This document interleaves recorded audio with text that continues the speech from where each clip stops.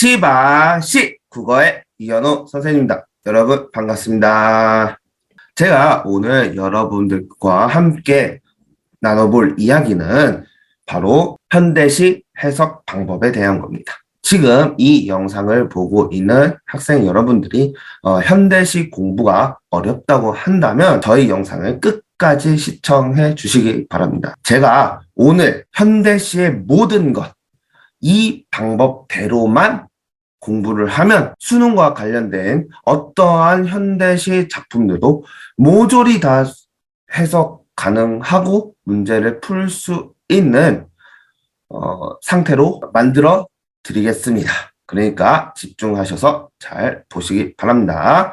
그러면 지금부터 현대시는 어떻게 공부를 해야 되는지 그 공부 방법 들어가겠습니다. 여러분들이 생각하시기에 현대시라는 것은 쉬운가요? 아니면 어려운가요? 자, 그러면 현대시가 어렵다고 느끼는 학생들은 왜 현대시가 어렵다고 느껴지는 걸까요? 그 이유는 바로 현대시는 애매하다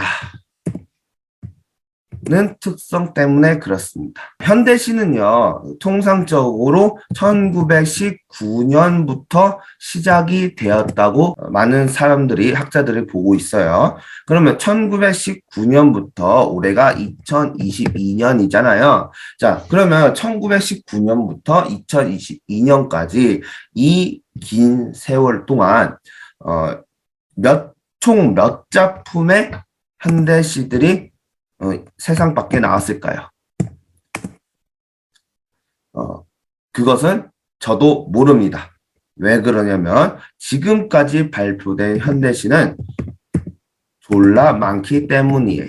그러니까 지금까지 수많은 현대시 작품들이 작가들에 의해서 쓰여졌는데 이렇게 많은 분들이 쓰여지다 보니까 이 현대시들은 굉장히 주제의식 이 다양합니다.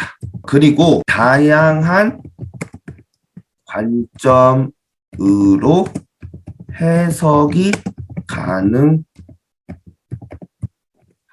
쉽게 말해서 똑같은 작품을 보더라도 선생님의 관점과 선생님의 삶의 배경, 그 철학에 따라서 이 시의 의미를 해석하는 거하고 여러분들의 관점에서 해석하는 것들이 매우 다양합니다. 이러한 이유로 현대시는 굉장히 해석의 애매함을 가지고 있습니다. 이 지점이 바로 여러분들이 현대시를 어려워하는 이유예요. 그런데 여러분들은 이 애매성을 띠는 현대시를 가지고 결국엔 무엇을 해야 되죠? 수능 시험을 풀어야 돼요.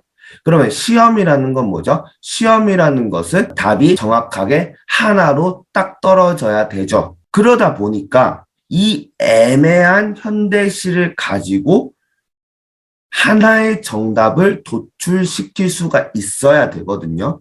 그러면 이러한 것들을 해결할 수 있는 방법은 무엇일까요? 현대시 작품을 단 한 가지 방법으로 해석하게 하는 것입니다.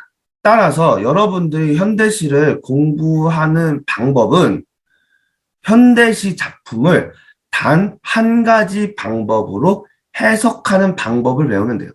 이게 현대시 공부의 끝입니다. 여러분들이 현대시를 시험 출제 의도에 맞게 시험에서 원하는 한 가지의 방법으로 해석을 할 줄만 알면 다른 것 다 필요 없이 그 방법으로 답을 찾으면 됩니다. 이게 바로 현대시 해석의 키포인트입니다. 여러분 이것을 꼭 기억해 주시길 바랍니다. 그러면 이 근간을 바탕으로 우리가 현대시를 어떻게 해석할 수 있냐? 그 첫 번째 방법은 제일 먼저 보기를 읽고 작품 해석의 방향성을 잡아라 그래서 보기가 중요한 거예요.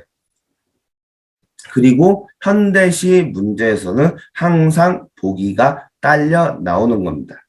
이러한 보기는 학생들에게 많은 읽을 거리를 주어서 괴롭히려고 있는 것이 아니라 모호한 시 해석의 방향성을 제시해주는 내비게이션 역할을 합니다. 또한 정답을 내야 하는 수능에서 해석의 다양성을 배제하고 학생들로 하여금 이 작품의 출제 의도와 작품 해석의 방향은 이러하니 이렇게 읽으세요 라고 알려주는 지침서입니다. 뿐만 아니라 보기에서는 시를 우리가 시를 해석하는데 가장 중요한 열쇠라고 할 수 있는 상황, 정서, 태도가 나오기 때문에 보기를 꼼꼼하고 정확하게 읽어야 됩니다. 그래서 여러분들은 이 보기를 통해서 위에 제시된 작품의 상황, 정서, 태도를 판단을 해 주는 겁니다. 그러면 제가 지금까지는 현대시 해석의 시작은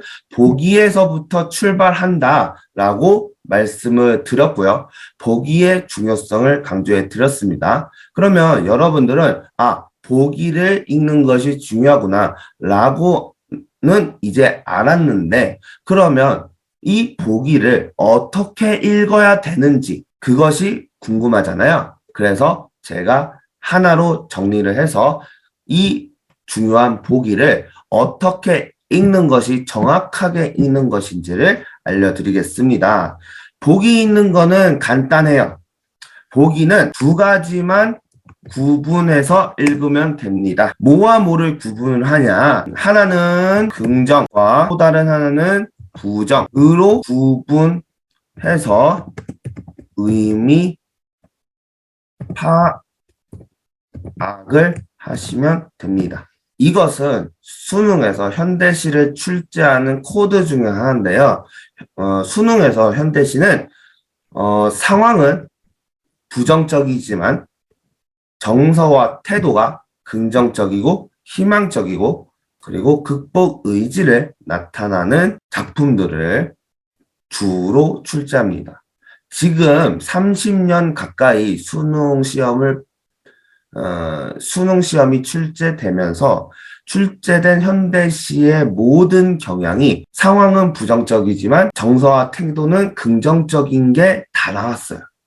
그렇기 때문에 여러분들도 수능의 출제 원리에 입각해서 이 보기를 해석을 할 때도 긍정과 부정으로 구분해서 그 의미를 파악해서 보기를 읽는 것이 중요하겠다라고 말씀드릴 수 있습니다. 그리고 두 번째는요. 이렇게 해서 여러분들이 보기까지 정확하게 읽었어요.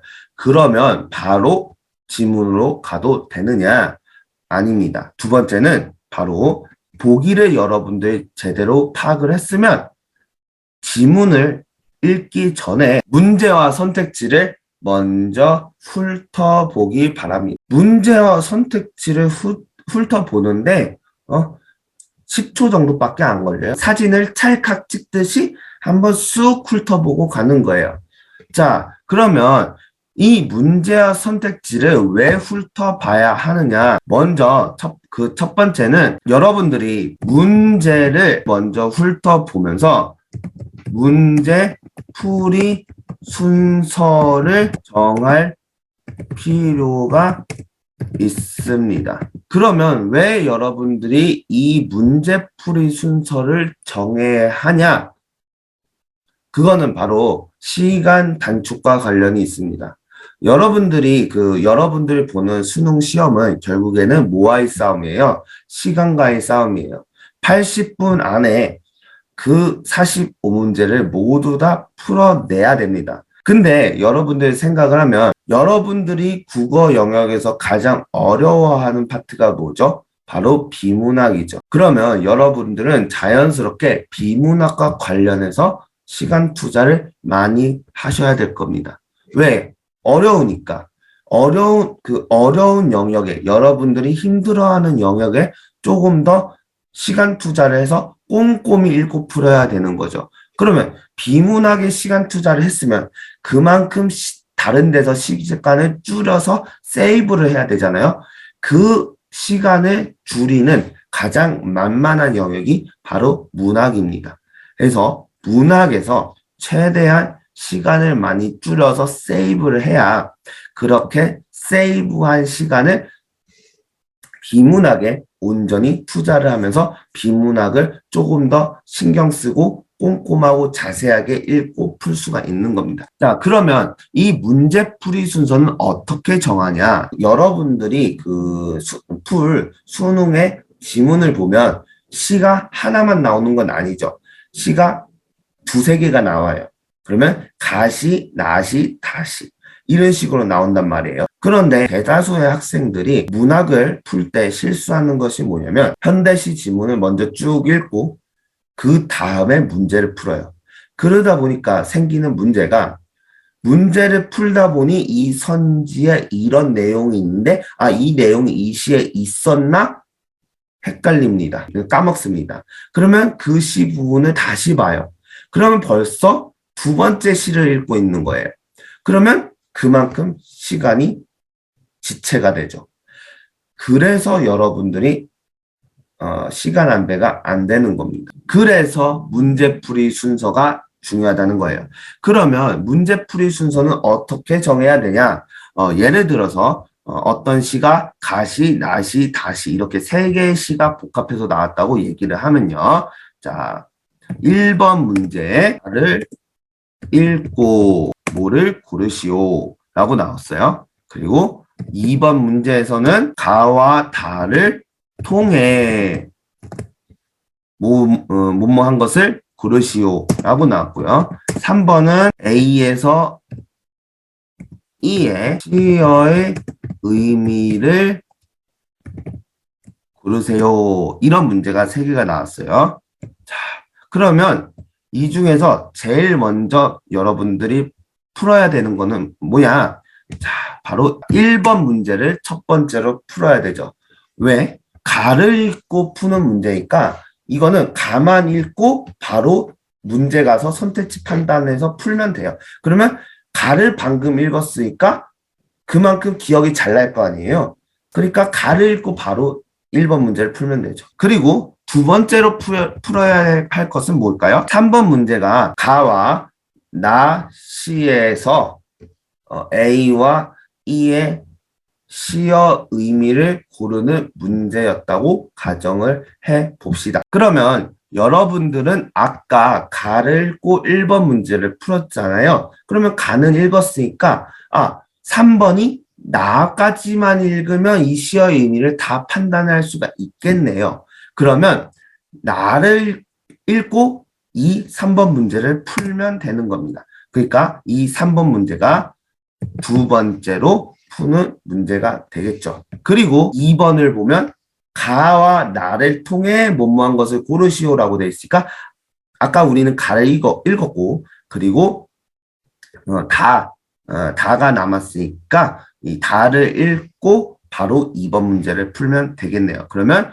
이 2번 문제가 세 번째로 풀어야 할 문제이겠네요. 이런 식으로 여러분들이 시 본문을 읽기 전에 먼저 문제를 훑어보고 어떠한 문제 순서로 내가 빨리 풀 수 있을까를 먼저 시험지에 체크를 해두는 겁니다. 그래야 여러분들이 시를 두세 번 읽지 않고 한 번 읽고 원투의 문제까지 정확하게 해결할 수 있는 겁니다. 그리고 나서 두 번째는 발문을 통해 옳은 것 고르는 것과 옳지 않은 것 고르는 것을 파악해야 됩니다. 그러면서 선택지를 통해 핵심 키워드에 대한 힌트를 주는 것입니다. 이것은 무슨 말이냐? 문학도 그렇고 비문학도 그렇고 모든 문제는 크게 두 가지 유형으로 나눠져 있어요. 첫 번째는 옳은 것 고르는 문제 하고요. 두 번째는 옳지 않은 것 고르는 문제예요. 그러면 논리적으로 우리가 판단해 봤을 때 시험에서는 선택지가 총 몇 개가 나오죠? 한 문제당 5개가 나오죠. 그러면 옳은 것을 고르라라는 것은 뭡니까? 1개는 맞는 얘기고 4개가 틀린 얘기란 얘기죠. 그리고 옳지 않는 것을 고르라는 문제는 뭡니까? 1개가 틀린 얘기고 4개는 맞는 얘기라는 거죠. 그렇죠? 그러니까 이 선택지를 통해서 시 해석의 힌트를 얻자라는 겁니다. 그래서 만약에 문제가 옳지 않는 것을 찾아라 라는 문제가 나오면 1개가 틀리니까 그 틀린 1개가 정답이 되고 나머지 맞는 4개가 오답이 될 테니까 뭐가 틀리고 뭐가 맞는 얘기인지는 모르겠지만 4개의 맞는 얘기가 있다. 그러면 그 선택지를 보면서 그 선택지에서 요구하는 내용들을 밑줄을 그어서 그러한 부분들이 이 시에 드러나는지 드러나지 않는지 그것을 힌트로 삼을 수가 있다는 거죠. 그래서 여러분들이 항상 문제를 풀 때는 옳은 것과 옳지 않는 것을 파악하는 게 중요하고요. 옳지 않는 것을 묻는 문제라면 선택지에 나와 있는 4가지 힌트를 미리 생각을 해서 작품 해석에 적용시킬 수 있다. 그러면 훨씬 더 작품을 쉽게 읽을 수 있다라는 것을 우리는 알 수 있습니다. 그 다음에 3번째는 뭐냐면 제목 읽기입니다. 이 제목을 읽는 것이 왜 중요하냐면 시인은 제목을 통해 주제를 말하기 때문에 어느 정도 주제와 관련된 의미를 담고 있기 때문입니다. 자, 그러면 시에서 이 제목은 어떻게 구성이 되냐? 크게 3가지로 구성이 됩니다. 모든 시는 이 3가지의 제목으로 구성이 되고요. 그것을 제외한 구성 방법은 없어요. 그렇기 때문에 여러분들이 이 3가지만 정확하게 기억을 하면 되는데요. 자, 첫 번째는 화자가 관심을 가지는 대상이 제목인 경우가 있습니다. 이 경우에는 대상을 통해 화자가 무엇을 깨닫고 있는지 파악하는 것이 핵심입니다. 그래서 특히 이러한 경우에는 자연 현상에서 삶의 이치를 깨닫는 경우가 많은데 자연 현상과 삶이 어떤 점에서 대응되는지를 생각을 하면서 읽어 나가면 좋습니다.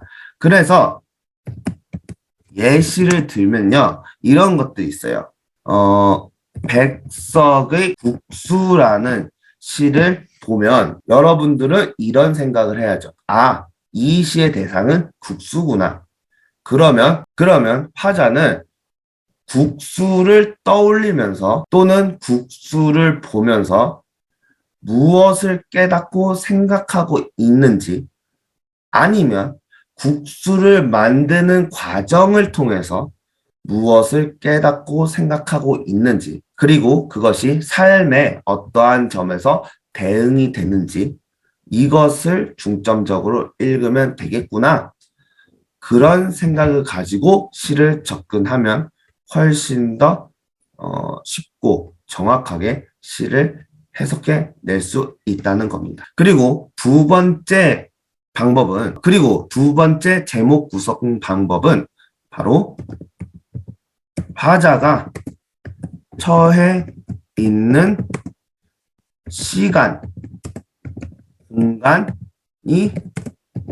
제목인 경우가 있습니다. 이러한 경우에는 화자가 시간과 공간에서 어떤 것을 느꼈는지 파악하는 것이 핵심입니다. 이때 화자의 상태나 처지와 관련하여 시간과 공간이 어떤 역할을 하는지 고민해 보면서 시를 어떤 방향으로 읽어야 하는지 생각을 하면 좋을 것 같습니다. 이런 시 같은 경우는 나이덕의 속리산에서 라는 시를 여러분들이 봤다고 했을 때 여러분들은 이 제목을 통해서 무엇을 떠올려야 되냐면 지금 화자는 속리산 안에 있구나. 그러면 화자가 속리산을 오르면서 무엇에 대해서 생각하고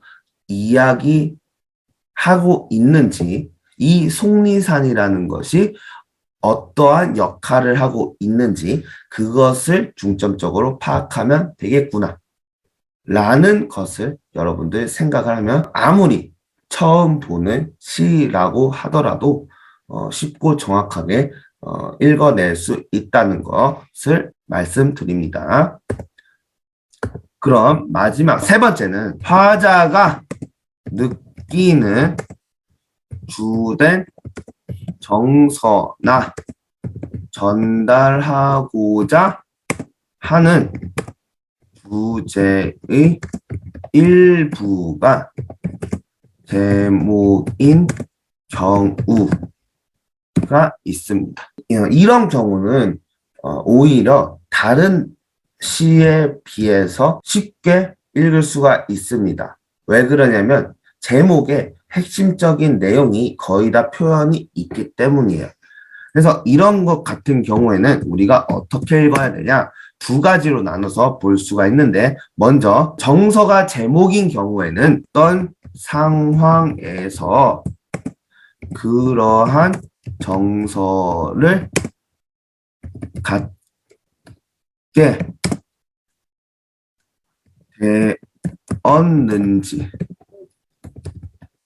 되었는지를 살펴보면 됩니다.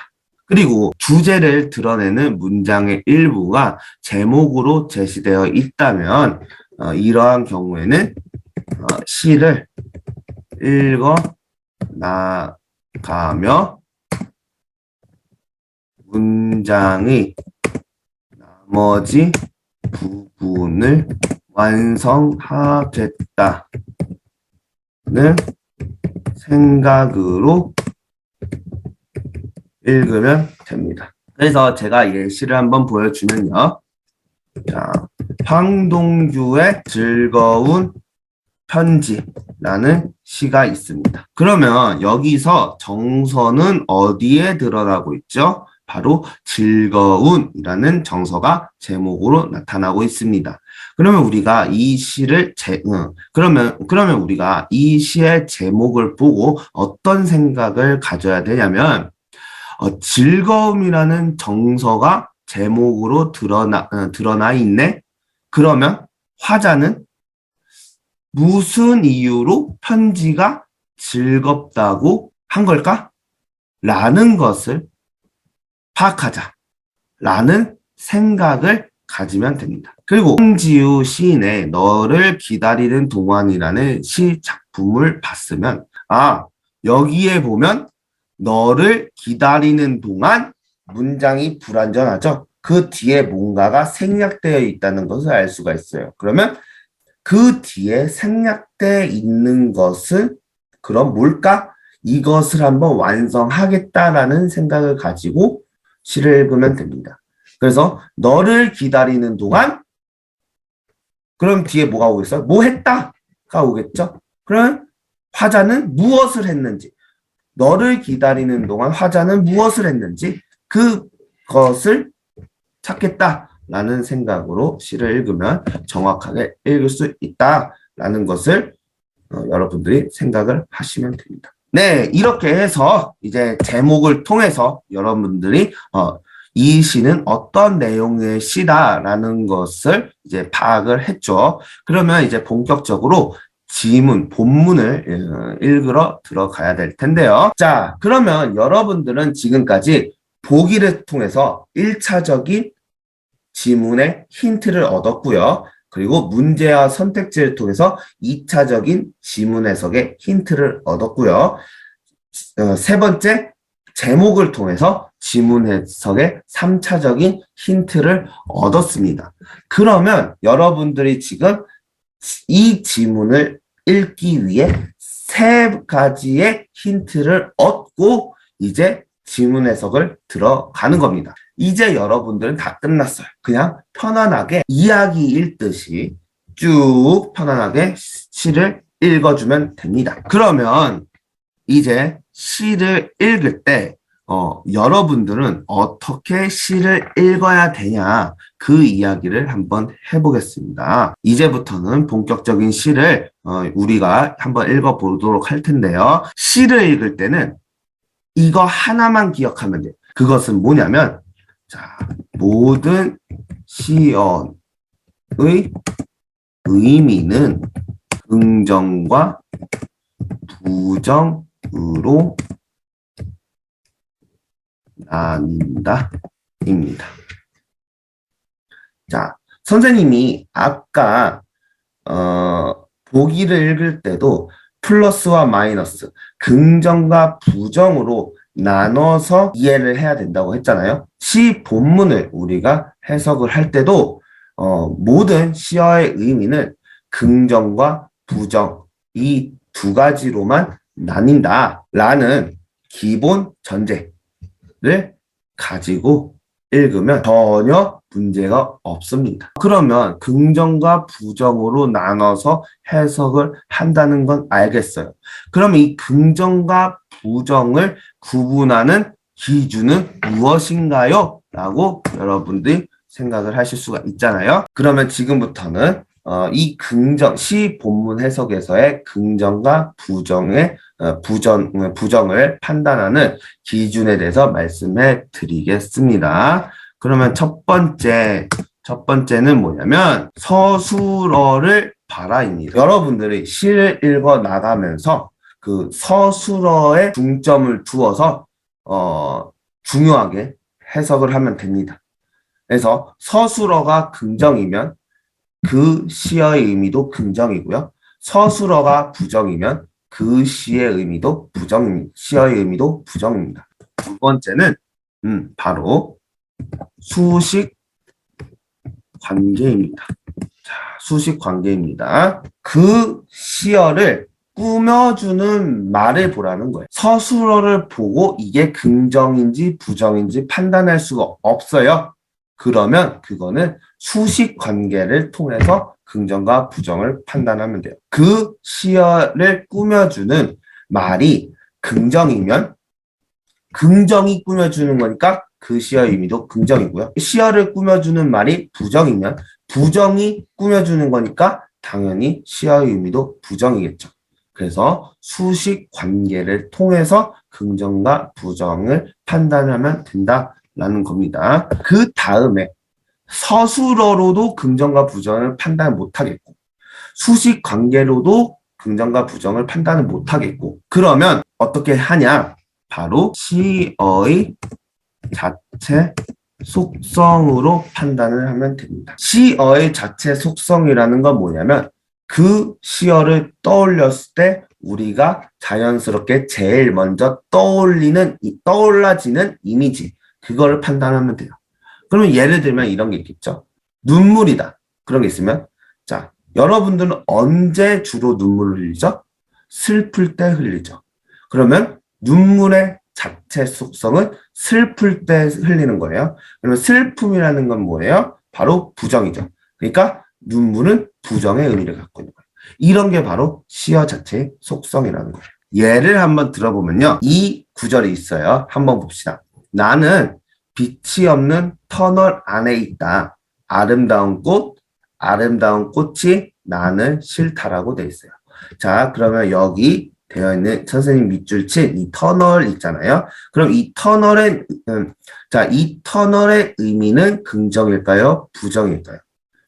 일단 먼저 선생님이 선생님이 긍정, 부정 판단 방법 세 가지 중에서 먼저 첫 번째 서술어를 봅시다. 서술어를 봤는데 있다를 가지고는 우리가 판단할 수 없잖아요. 그러니까 수식관계를 보는 거예요. 그러면 터널 앞에 무엇이 꾸미고 있어요? 바로 빛이 없는이 꾸미고 있죠.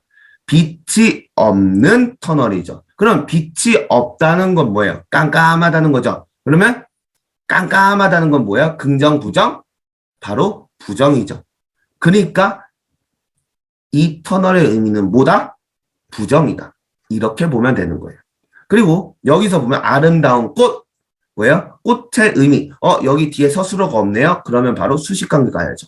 아름다운이 꽃을 꾸며주고 있어요. 그러면 이 아름다운은 긍정, 부정? 긍정이죠. 그러니까 이 꽃의 의미는 긍정인 거죠. 자, 그러면 그 다음에 있는 이 꽃의 의미는 뭘까요? 이것도 역시 아름다움이 꽃을 꾸미고 있으니까 이 꽃도 긍정일까요? 이거는 아닙니다. 자, 보세요. 선생님이 제일 먼저 뭐부터 보라고 했죠? 서술어부터 보라고 했죠? 네, 서술어부터 보라고 했죠? 그러니까 서술어를 먼저 보면 싫다죠. 자, 싫다는 긍정이에요, 부정이에요? 부정이죠. 나는 싫어요. 뭐가 싫은 거예요? 꽃이 싫은 거죠. 그러니까 서술어가 부정이니까 그 싫다의 대응자에는 시어. 이 꽃은 보다 부정이다. 이렇게 보면 되는 겁니다. 그래서 선생님이 긍정과 부정을 판단할 때는 서술어를 제일 먼저 판단하고 그 두 번째가 서술어가 안 되면 수식관계로 판단하고 수식관계도 안 되면 시어 자체의 속성으로 판단한다. 이대로만 긍정과 부정으로 판단을 한다면 모든 의미는 다 해석이 된다라는 것을 말씀드릴 수 있습니다. 그리고 다섯 번째는 바로 자신의 상황, 정서, 태도는 소재를 통해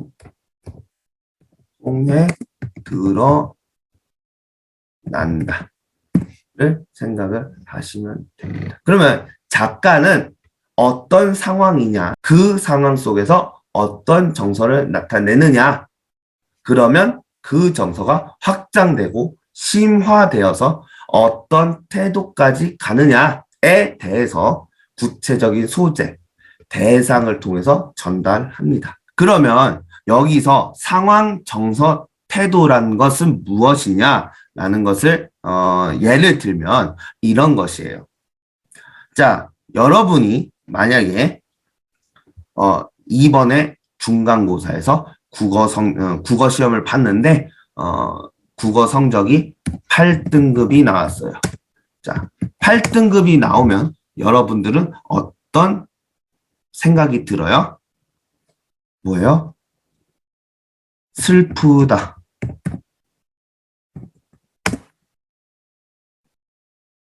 우울하다. 성적이 안 나왔으니까 우울하다. 이런 생각들이, 이런 감정들이 들겠죠. 그래서 여러분들이 이번 중간고사에서 받은 8등급, 이게 바로 시에서 얘기하는 상황입니다. 여러분들이 처한 처지가 무엇이냐? 그게 상황이고요. 그리고 그 8등급을 받았을 때 여러분들이 느끼는 감정, 슬픈 감정, 우울한 감정, 이런 것이 바로 정서입니다. 그럼 이 정서를 바탕으로 나는 이번에 8등급을 맞았어. 완전 이생망이야. 이번 생은 망했어. 그래서 살기 싫다. 한강다리 위로 올라갑니까? 그러면 안 되죠. 근데 만약에 한강다리에 올라갔어요. 그러면 한강다리에 올라가는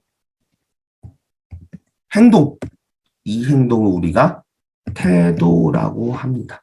근데 아니야. 나는 이번에 이현호 선생님 수업을 통해서 다음 기말고사에는 조금 더 성적을 올려봐야지. 뭐예요? 성적을 올려야지. 너무 노골적인가요? 막간을 활용해서 홍보를 한다면 저의 중간고사 대비반 수업도 많이 등록을 해주시기 바랍니다. 이렇게 한다면 얘는 뭐죠? 극복 의지죠. 극복 의지. 이런 게 바로 태도라는 거예요. 그러면 태도라는 거는 뭡니까? 바로 화자가 어떠한 정서를 통해서 불러일으키는 삶의 자세. 이게 태도가 되는 겁니다. 그래서 이 시는 어떠한 상황, 정서, 태도를 얘기를 하는 건지를 정확하게 찾는 것이 시 해석의 핵심 중에 핵심이다. 핵심 오브 핵심이다. 라고 보시면 됩니다. 그러면 마지막 여섯 번째는 바로 제가 방금 위에서 얘기한 상황, 정서, 태도가 직접 드러나면 밑줄 쫙! 왜요? 이게 시 해석의 핵심 키워드이기 때문입니다. 그래서 이번 영상에서는 제가 현대시 해석 방법 6가지 핵심 키워드를 알려드렸습니다. 이 방법대로만 여러분들이 현대시 공부를 한다면 지금 6등급, 7등급인 학생들도 3, 4등급, 그리고 그것을 넘어서 2등급, 1등급까지도 충분히 진입 가능한 현대시 해석 방법 6가지 코드에 대해서 알려드렸습니다. 자, 지금 공부를 처음 시작하는 학생, 그리고 성적을 많이 올리고 싶은 학생들 중에서 국어 공부를 지금 시작을 하는데 현대시 공부를 어떻게 해야 될지 모르겠다라는 학생들은 다른 말에 다 휘둘릴 필요 없이 저의 이 영상을 바로 공부에 적용하고 따라해 보십시오. 그러면 몇 달 후에 기하급수적으로 성적이 올라가는 신기한 마법 같은 상황을 마주하게 될 것입니다. 저는 확신합니다. 그리고 자신합니다. 이것이 바로 현대시 해석 방법의 절대 코드이기 때문에 그렇습니다. 지금까지 저의 영상이 유익하고 도움이 많이 되었다라고 한다면 구독과 좋아요도 많이 눌러주시고요. 구독과 좋아요는 돈이 들지 않는 거기 때문에 구독과 좋아요를 많이 눌러주시면 제가 여러 가지 다양한 영상들을 제작하는데도 큰 힘이 됩니다. 그러면 저는 여기서 인사를 드리고 다음 영상에서 다시 찾아뵙도록 하겠습니다. 여러분 안녕.